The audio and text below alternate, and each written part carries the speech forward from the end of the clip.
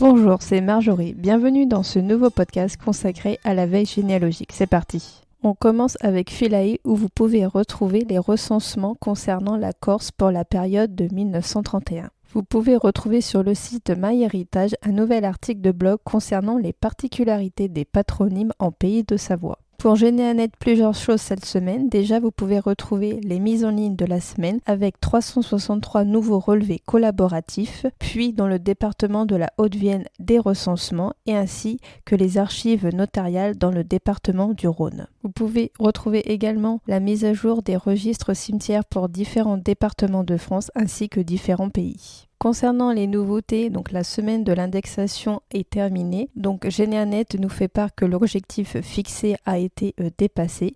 Sachez que vous pouvez toujours continuer à indexer les registres matricules sur le site Généanet dans la partie projet indexation collaborative. Un nouveau record a également été battu, celui sur les photos de sépulture. Aujourd'hui, c'est 6 millions de tombes que vous pouvez retrouver sur Généanet. Si vous souhaitez savoir comment rechercher les cimetières et monuments, je vous mettrai le lien de cet article dans la description de ce podcast. On continue avec les indexations. Donc, comme annoncé il y a bientôt 6 mois, les Archives nationales ont lancé sur le même modèle que Généanet une plateforme d'indexation collaborative nommée Gyrophare. Sachez que vous pouvez toujours contribuer à ce projet, donc des projets collaboratifs de transcription et d'indexation en ligne, afin donc dans l'objectif final est de proposer librement et gratuitement l'accès à tout le monde à différents projets qui sont arrêts du Conseil du roi de Louis XV, placards de décès parisiens, immigrés de la Révolution française, les fiches individuelles et d'ecclésiastiques catholiques, le pourvoi devant la chambre criminelle de la Cour de cassation et les déclarations d'esclaves emmenés des colonies vers la métropole au XVIIIe siècle. Généanet nous fait part également d'une nouvelle fonction qui est comment trouver vos cousins avec Généanet. Donc cette quête est nécessaire si vous souhaitez organiser une cousinade par exemple ou si vous souhaitez agrémenter votre arbre généalogique et dénicher des cousins. Généanet nous fait part également de la fin de Généanet ADN. Donc ce service sera définitivement supprimé en date du 20 décembre 2023.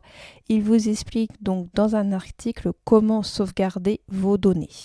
Généafinder nous fait part que l'anti-sèche pour le département de la Drôme a été actualisé. Vous allez pouvoir retrouver les archives de la Drôme en ligne avec les actes en ligne, les actes insolites, tout ce qui va concerner des liens vers les migrations dans la Drôme, avec la Drôme aussi en images, des vidéos, des images et cartes postales anciennes, les cartes postales anciennes du département et tous des liens qui vont concerner l'histoire du département et également tout ce qui va concerner également les cercles et associations de généalogie et les blogs de généalogie du département. Généanet nous fait part également d'une bonne idée généalogie où vous pouvez découvrir ou redécouvrir le convertisseur de calendrier grégorien et républicain de Joël Després. Je vous mettrai le lien du site dans la description de ce podcast. Mémoire des hommes nous fait part d'une rétrospective qui a eu lieu le 16 novembre 2020 où a eu lieu le lancement du deuxième projet indexation collaborative avec les registres de contrôle des troupes de l'Ancien Régime.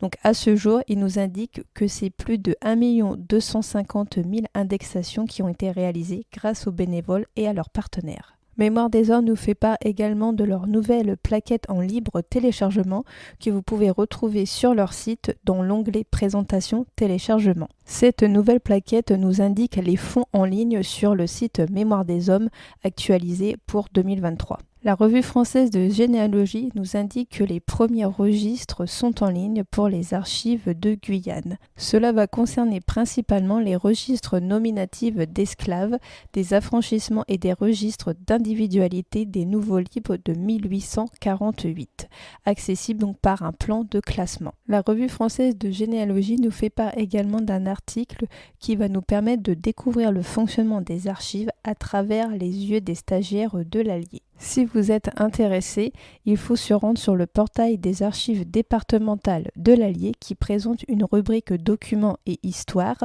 au sein de laquelle il y a un cabinet de curiosité qui rassemble des articles et dessus vient d'être ajouté un onglet intitulé les carnets de bord. Donc ce sont 2 stagiaires qui permettent aux chercheurs de découvrir les archives de l'intérieur. La revue de généalogie nous fait part que nous pouvons retrouver sur YouTube, sur la chaîne radio RTL, une interview de Pierre-Valéry Archassal sur la généalogie en France, comment retrouver ses ancêtres. France Archives nous fait part de 2 articles très intéressants qui sont, dans un premier temps, faire une recherche dans les archives fiscales. Tout vous est expliqué dans cet article. Vous pouvez le retrouver dans la rubrique généalogie et famille, faire sa généalogie. Le second article est que trouverez-vous sur France Archives, qui est donc dans la rubrique France Archives mode d'emploi. Ainsi, vous pouvez retrouver tous les articles et les archives qui y sont répertoriés. France Archives nous fait part également qu'il y a du nouveau sur le site des archives de la Loire qui propose 2 nouveautés sur leur site web.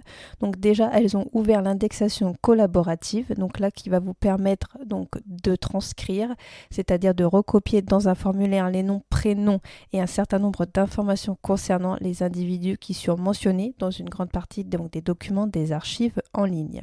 La deuxième nouveauté est que les registres matricules et recensements de la population, donc un travail d'indexation a déjà été réalisé, donc il sera progressivement mis en ligne. L'indexation des registres matricules est intégralement en ligne pour certaines classes et pour certains bureaux et la mise en ligne sera progressivement étendue à tous les bureaux pour l'indexation des matricules de la période de 1887 à 1921. Sachez également qu'il y a des choses qui ont été réalisées sur les recensements de la population et les archives de la Loire mettent également en ligne les registres des bureaux du contrôle des actes, une institution donc d'Ancien Régime qui peuvent être consultés grâce à un nouveau formulaire de recherche. Ils nous font part également que les archives des Bouches-du-Rhône ont rejoint France Archives. Concernant les dernières actualités, vous pouvez retrouver au sein des archives départementales du Cher une nouvelle exposition nommée Mémoire des harkis du Cher. Une nouvelle exposition également au sein des archives nationales d'outre-mer intitulée Photographier l'Algérie pour la période 1890-1905, photographie d'amateurs. Sachez que vous pouvez retrouver au sein des archives de Strasbourg un dossier qui est consacré à l'acte de mariage de Louis XV et de Marie Leczinska, désolé pour la prononciation. Donc c'est un document qui est entièrement rédigé en français et qui est le seul acte de mariage royal qui figure dans la collection des registres paroissiaux. Vous pouvez retrouver les nouvelles expositions sur le site de France Archives, mais également dans le lien de ce podcast sur la rubrique Généa Agenda. Vous pouvez retrouver également un nouveau guide intitulé Les recensements de l'Ancien Régime à nos jours pour la 4e édition qui a été mise à jour. Donc il vient de paraître sur Archives et Culture. Je vous remercie pour votre écoute, n'hésitez pas à me faire part de vos commentaires sur la chaîne YouTube et je vous dis à très vite pour un nouveau podcast généalogique.